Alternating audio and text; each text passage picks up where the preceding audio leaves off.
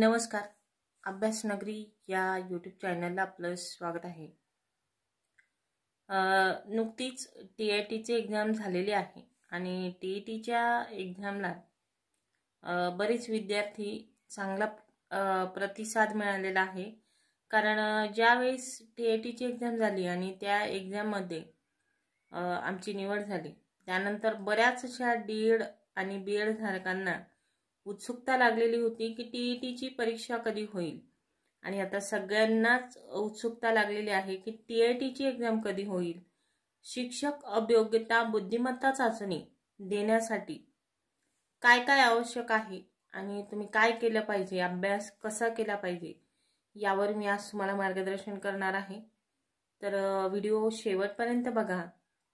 अतिशय जे DED BED झालेले असतील, जे TITचा पेपर देऊन आलेले असतील, त्या सगळ्यांसाठी, आणि ज्यांना असं वाटतं की आपण TITची एक्झाम पास होऊ आणि आपल्याला TITचं मार्गदर्शन हवं आहे. क्लास लावण्याच्या आधी हे बघा, मी क्लास लावलेला नव्हता. TITची एक्झाम देताना मी पूर्णपणे यूट्यूबला जे काही व्हिडिओ आहेत,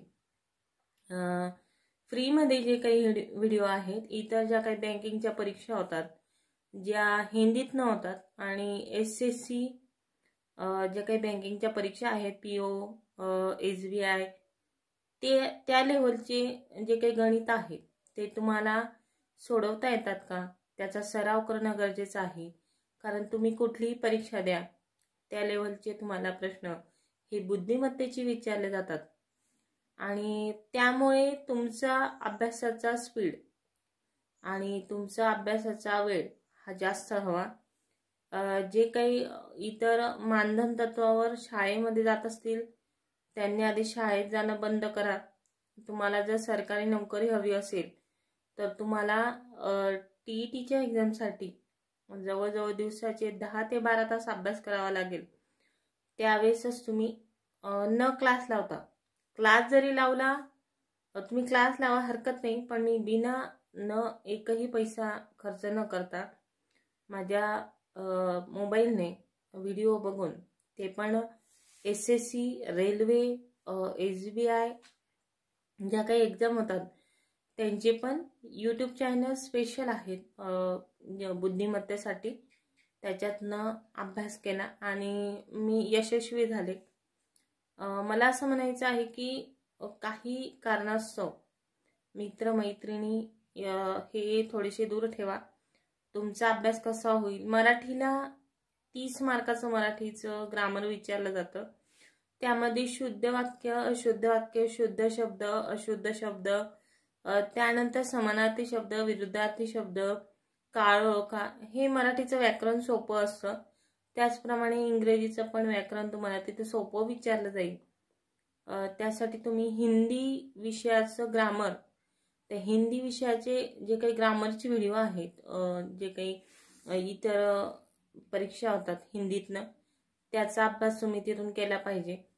पण जास्तीत जास्त महत्त्व हे बुद्धिमत्तेला आहे. आणि बुद्धिमत्तेचे सर्कलमध्ये बसलेले विद्यार्थी किंवा चौकोनात बसलेले विद्यार्थी, एका रांगेत बसलेले विद्यार्थी, हे तुम्हाला 40 सेकंदात सोडवता आलं पाहिजे. आणि तुम्हाला काय करायचं आहे हे बघणं गरजेचं आहे. गणितांची लेवल खूप हाय असते आणि बऱ्याच अशा विद्यार्थ्यांना किंवा शिक्षकांना असं वाटलं की आपण हे बँकिंगची परीक्षा देतो आहोत का, आपण एक शिक्षक आहोत, मग शिक्षक लेवलचे प्रश्न टाकायला हवे होते, किंवा शिष्यवृत्ती, प्रज्ञाशोध या लेवलचे प्रश्न टाकायला हवे होते. पण तसं न करता TITची एक्झाम सोपी आहे, पण TITची 40 सेकंदात तुम्ही उत्तर कसं क्लिक करू शकतात यावर त्यांचं जास्त म्हणजे नियोजन तसं आहे की तुम्ही प्रश्न वाचता आहात, उत्तर काय द्यायचं आहे, प्रश्न कुठून वाचायचा आहे, हे जेव्हा तुम्ही प्रॅक्टिस करणार त्यावेळेस तुम्हाला समजेल की नेमका अभ्यास कसा करायचा.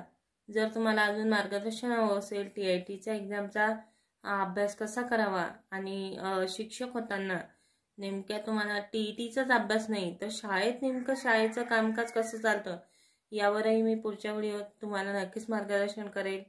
व्हिडिओ आवडल्यास लाईक आणि सबस्क्राईब करायला विसरू नका। धन्यवाद।